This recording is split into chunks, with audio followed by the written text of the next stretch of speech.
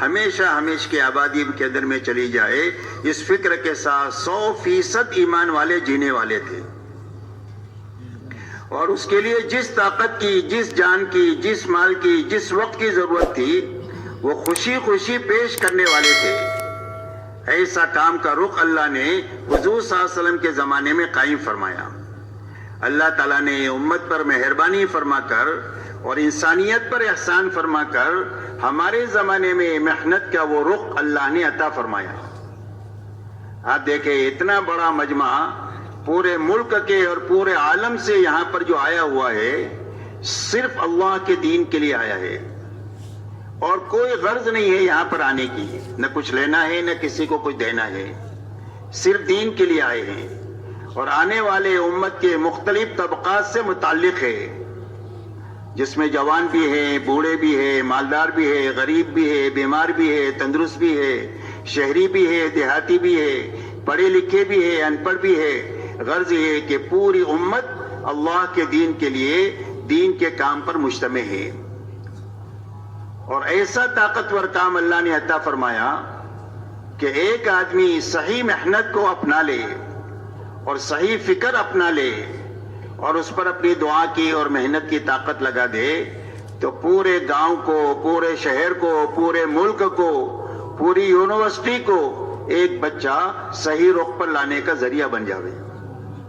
آپ کو دنیا میں سینکڑوں مثالیں ایسی ملے گی کہ گاؤں میں ایک معمولی آدمی نے دعوت کے کام کو صحیح رخ سے لیا، صحیح فکر، صحیح محنت لگائی، صحیح دعا کی طاقت لگائی تو پورے گاؤں کا رخ جو ہے وہ دینداری کی طرف لے آیا اور دعوت کی طرف لے آیا۔ ایسے شہر ملیں گے، ایسے ملک ملیں گے کہ اس ملک میں ایک دیوانے نے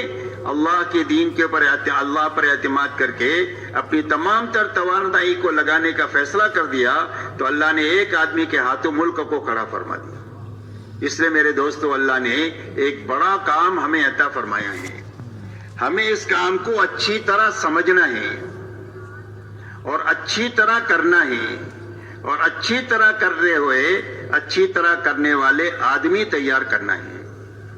اور سمجھنے کے معنی پہلی بات تو یہ ہے کہ سمجھنا ہے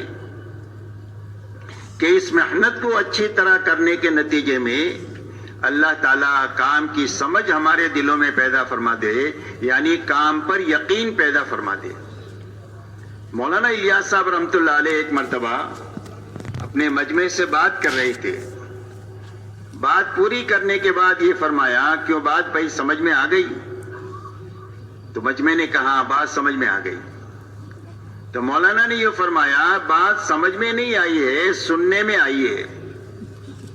اور سمجھ میں آنا کس کو کہتے ہیں؟ اگر یہ سمجھ میں نہ ہے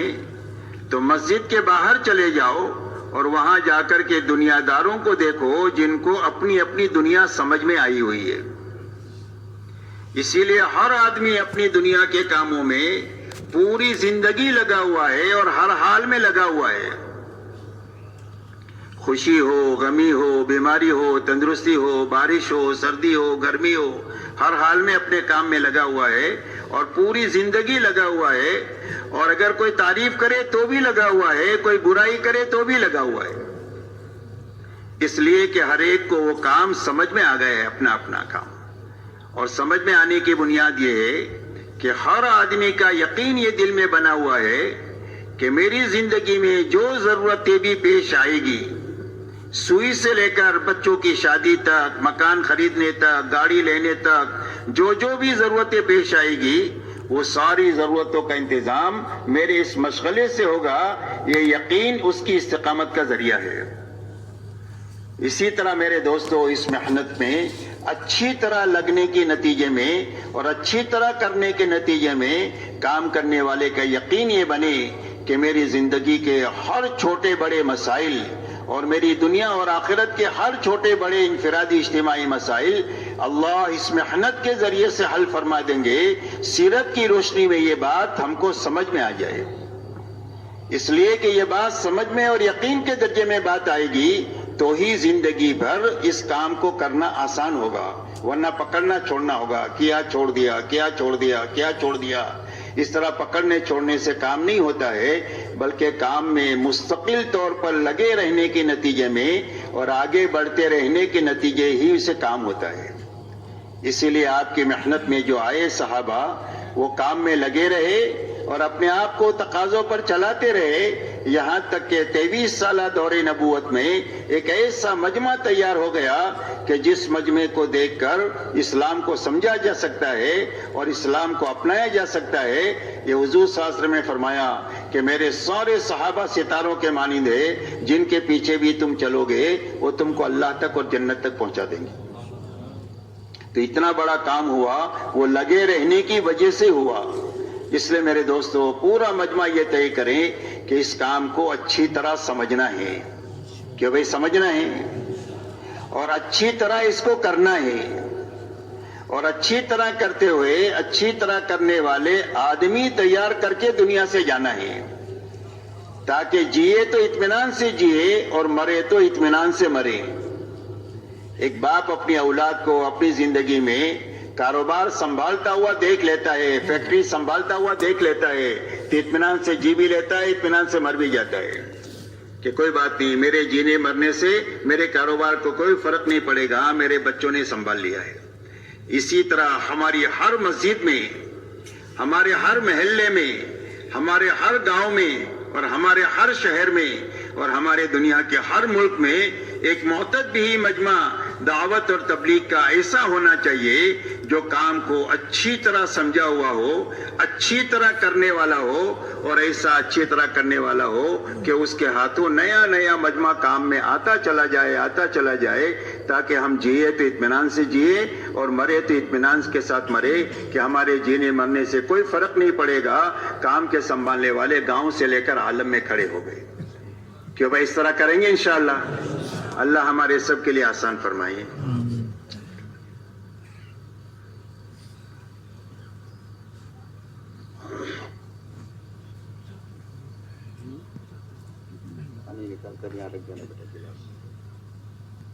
پوری امت اور انسانیت کو سمجھانے کی بات یہ ہے کہ اللہ تعالیٰ نے روئے زمین پر بسنے والے ہر ایک مرد اور ہر ایک عورت کی دنیا اور آخرت کے بنانے کے لیے اللہ نے اپنے پاس سے دین اتارا ہے. اور قرآن پاک میں اعلان فرما دیا ان الدین عند اللہ الاسلام. فرمایا اب ساری انسانیت کے لیے زندگی گزارنے کا جو طریقہ اللہ کے یہاں پسندیدہ ہے وہ صرف دین اسلام ہے. وَمَن يَبْتَغِي غَيْرَ الْإِسْلَامِ دِينًا فَلَن يُقْبَلَ مِنْهُ وَهُوَ فِي الْآخِرَةِ مِنَ الْخَاسِرِينَ. فرمایا جو اسلام کے علاوہ اور کسی راستے پر چل کر آئے گا اللہ کے یہاں مقبول نہیں ہوگا اور اس کی آخرت ہمیشہ ہمیشہ کے لیے اجڑ جائے گی جہاں کبھی بھی آبادی نہیں ہوگی. اس لیے میرے دوستو اللہ تعالیٰ نے ساری انسانیت کی کامیابی کے لیے دین اسلام اتارا ہے کہ زندگی جو بنے گی وہ بھی دین ہی کے راستے سے بنے گی اور آخرت بھی جو بنے گی وہ صرف دین ہی کے راستے سے بنے گی. اور ہماری پوری محنت کی اور بھاگ دوڑ کی بنیاد دین ہے کہ ہر فرد امت کی زندگی میں پورا دین اپنی حقیقت کے ساتھ میں آ جائے. تو اللہ تعالیٰ نے دنیا اور آخرت کے بنانے کے لیے دین اتارا ہے اور اپنی سنت روئے زمین پر یہ جاری فرمائی ہے کہ جو کوئی بھی پوری دینداری کے ساتھ جیے گا اور دینداری پر مرے گا اللہ اس کی دنیا بھی اچھے سے اچھی بنا دیں گے اور اس کی آخرت جنت کی شکل میں ایسی بنا دیں گے کہ جس کے بعد کبھی بھی بربادی نہیں ہوگی، ہمیشہ آباد ہی آبادی رہے گی. اور جو بے دینی کے ساتھ زندگی گزارے چاہے دنیاوی اعتبار سے کتنے ہی بڑے نقشوں کے مالک کیوں نہ ہو، اور جو بے دینی پر مرے تو اللہ نتیجتاً اس کی دنیا بھی اجاڑ دیں گے اور آخرت ایسی اجڑے گی جہنم کی شکل میں کہ اس کے بعد کبھی بھی آبادی نہیں ہوگی. یہ اللہ کی طرف سے ایسی پکی ٹھکی سنت ہے کہ جس میں کبھی بھی تبدیلی نہیں ہوگی. وَلَن تَجِدَ لِسُنَّتِ اللَّهِ تَبْدِيلًا وَلَن تَجِدَ لِسُنَّتِ اللَّهِ تَحْوِيلًا. فرمایا اللہ کی سنت کو کبھی بدلتا ہوا نہیں پائیں گے. اس لیے یہ سمجھنے کی ہے اور پوری امت اور انسانیت کو سمجھانے کی ہے کہ اللہ کے یہاں کامیابی کا سبب حقیقی صرف دین ہے. رہا دنیا میں جتنے اسباب ہیں جس میں روزی روٹی کی تلاش میں لوگ لگتے ہیں. تجارت ہے، کھیتی ہے، ملازمت ہے، مزدوری ہے، ڈاکٹری ہے، انجینئرنگ ہے، سائنس ہے، حکومت ہے، یہ جتنے اسباب ہے، ایسا ہی دنیا میں جتنے اچھے برے حالات انسانوں پر آتے ہیں انفرادی اجتماعی طور پر، کبھی خوشی ہے، کبھی غمی ہے، کبھی بیماری ہے، کبھی تندرستی ہے،